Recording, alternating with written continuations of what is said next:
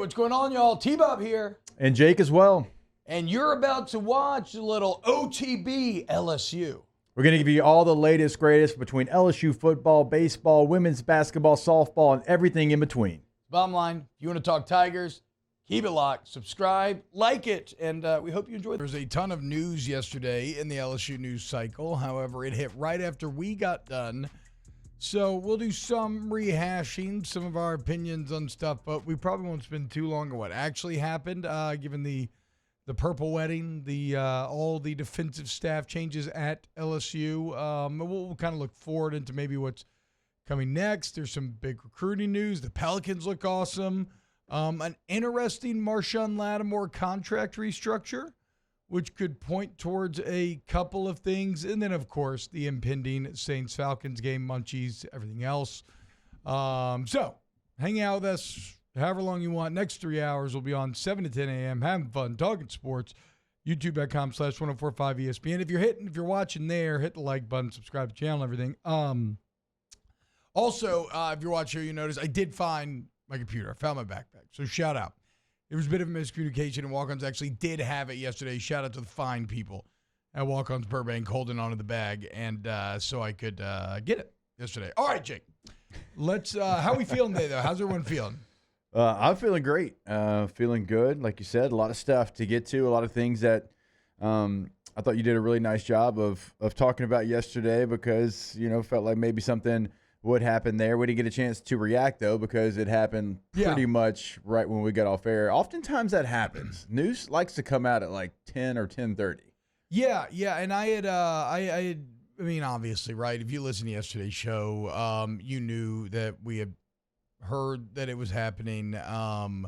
What's interesting, though, Jake, is that I don't know if I want to get into too specific a timing, but basically this was the first time that, because, you'd heard, I'd heard plenty of stuff before this, what may or may not happen. This was the first time where it was, and that's why we were playing like Reigns of Castamere and stuff, right? Where like it was absolutely a done deal. But what's interesting to me is the people that I learned this through are people that I thought would have maybe known something like this was on the horizon way earlier, and yet they too were told, relatively late in the process. So I guess I say all of that to say that LSU really played this one pretty close to the vest. A lot of smoke screens. It reminds me, it doesn't, it's not too unlike how they handled the Brian Kelly coaching search, where just feeding a lot of people information that gets trickled down and kind of confuses the picture. Like I saw a lot of people accuse us and others of like carrying the water for LSU and like purposely trying to obfuscate things to keep things obfuscate. Quiet. Yeah, kind of muddy up, make it a bit hard to see what's actually going on, muddy the waters, confuse, mislead. Right. But that just shows like a misunderstanding of, that's just not the case. Like when people are wrong, they're telling you things that sources that they trust tell them. And a lot of times, Jake, those sources think they know. Yeah. And sometimes they do know. And then stuff changes last minute. So you just never know. Like, again, nothing is ever done in this business until it's done. And the prime example of this is Ed Ogeron back in the day. That's my dad's partner, right? Yeah. Roommate, cousin somewhere down the line, all that kind of stuff. He calls him and tells him, Bobby, I'm going to be the next D-line coach at LSU. And my dad's on the radio. He's like, oh, hell yeah, man. So he's like, can I tell everybody? He's like, yeah, you can say it. That's cool. So my dad reports it on the radio, WBL, Ed Ogeron going to be LSU's next D-line coach. That same day, now not because of the report, but just how it timed out, that same day, he's on vacation when this all went down in Destin. Lane Kiffin flew a helicopter to Destin to where Ed Ogeron was and offered him multiple hundreds of thousands of dollars more. Yep. And so suddenly Edo ends up at Tennessee instead of LSU. So again, that's like, that was done. Yeah. The man himself told you, and then something unforeseen popped up. So if it's never that people are perfectly trying to mislead you. It's just that stuff is either purposely or just naturally ends up being wrong. The same thing Marcus Freeman being the defense coordinator here at LSU. Like, that was... Oh, was that done? I mean, that's 1 yard line. And that's how I reported it, because I was like, I did not know nothing's that. done until it's done. And so I was like, look, at the goal line, 1 yard line, but this thing's not done. But it was that close, because it was like agreed. And then like one thing happened that changed the entire thing. And so, yes, absolutely. It can be basically, it's first down from the 1. They'll punch this thing in. And then you get a snap over your head. And then all of a sudden you turn around and it's 4th and 31. And unless you're Alabama in the Iron Bowl, that's not going to work. And so with that in mind, also, just a quick note that I wanted to get out there too. I think I've maybe been a little overconfident in saying that I think that Bo Davis and Corey Raymond will be joining staff. Maybe they will, maybe they won't, right? Again, that's another situation where when you look at it, both moves would be great, but there are names in the defensive backfield that make sense in terms of candidates as well, like other ones.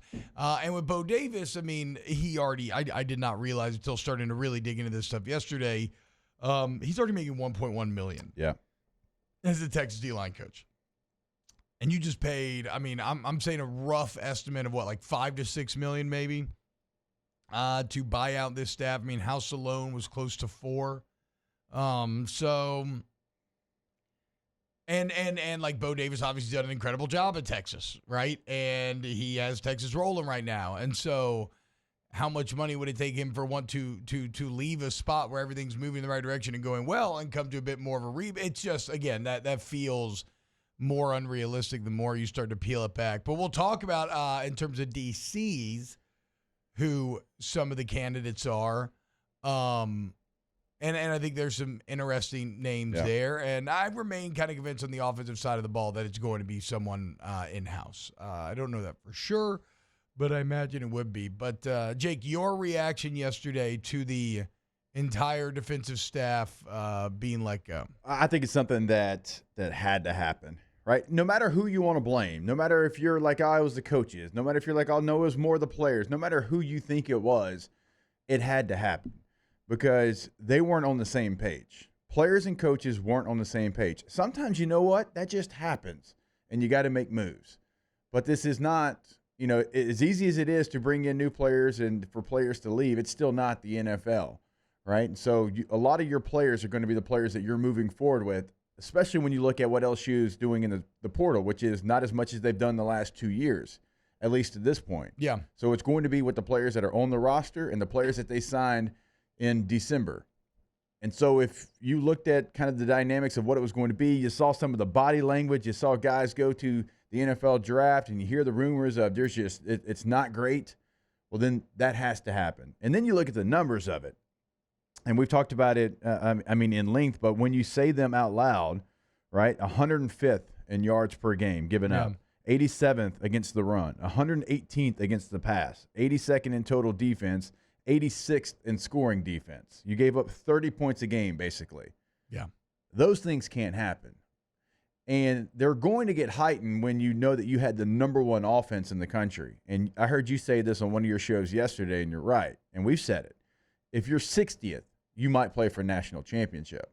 Like, I truly believe that. You're championship relevant, for sure, as relevant as you don't lose else. to Ole Miss. No, Florida State and Alabama are still kind of up in the air, but yeah, yes, Florida State's the only game that I felt like you went in and you just got beat. Yeah, right. So it completely changes the narrative of your season. It was still a nice season, but it's because you had a generational type offense. Like at the worst, if you're 60th, you are probably where Ole Miss is, 11-2 with a New Year's Six bowl. Yeah, you're Ole Miss, Missouri at minimum. Yeah, I would think so. I think so. So you just look at the totality of what was happening, and I think it had to happen. It couldn't just be, and you and I talked about this off the air, it couldn't just be one.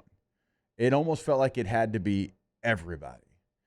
Because it was all three levels of your defense, T. It wasn't just, the D-line or on the linebackers. It was everybody. Well, and that's the problem, right, is that every level of the players showed a lack of development and or improvement, or in most cases showed regression.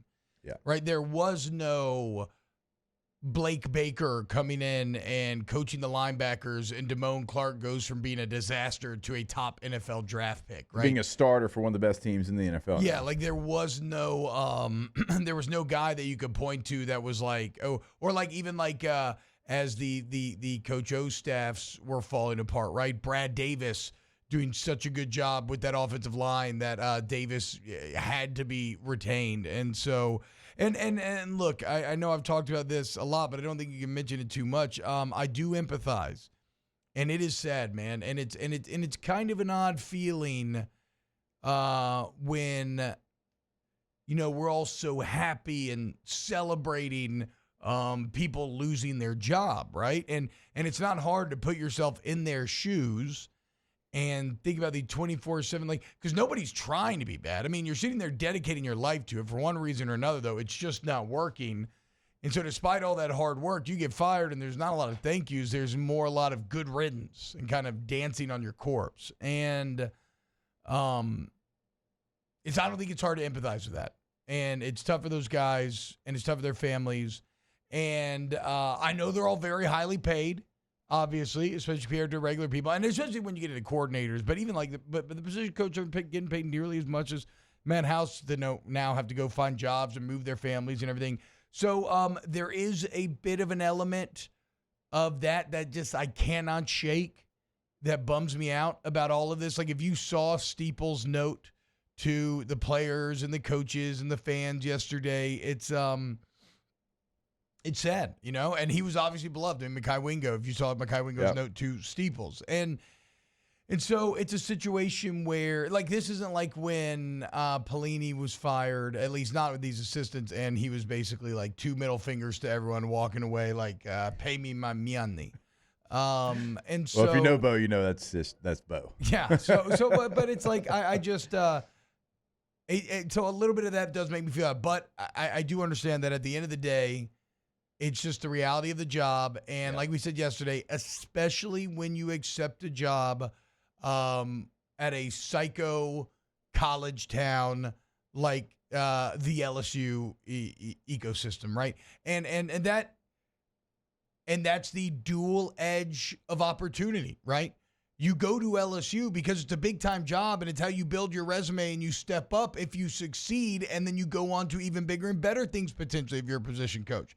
However, if you fail, you're failing on a very public stage where even the general public will know who you are as a position coach. Or as we talked about, like if you're like the linebackers coach for the Seahawks, 9 out of 10 people, probably more, are not going to know who you actually are. So it just is I couldn't tell you the linebacker coach for the Chargers. No, yeah. So I watch him every week. It's just the reality of the gig, and I think they understand that. But no, that part, I mean, it is what it is, and you laid it out. I mean, the coaching profession, just like being a professional player, like I've been fired twice. Like it happens. That's part of it.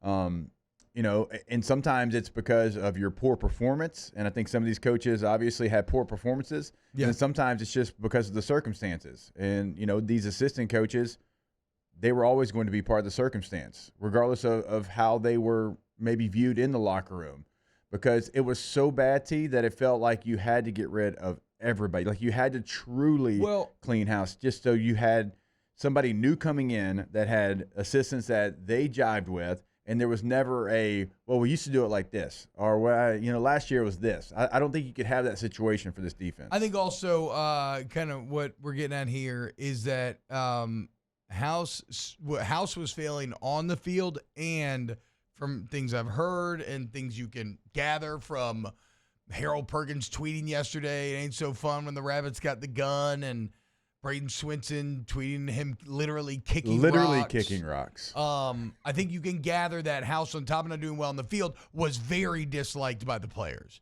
And that's ultimately another just piece of the pie that adds up to break the camel's back. Whereas these assistants, maybe they weren't doing well on the field, but I don't think you can say that they were necessarily like super disliked by the players.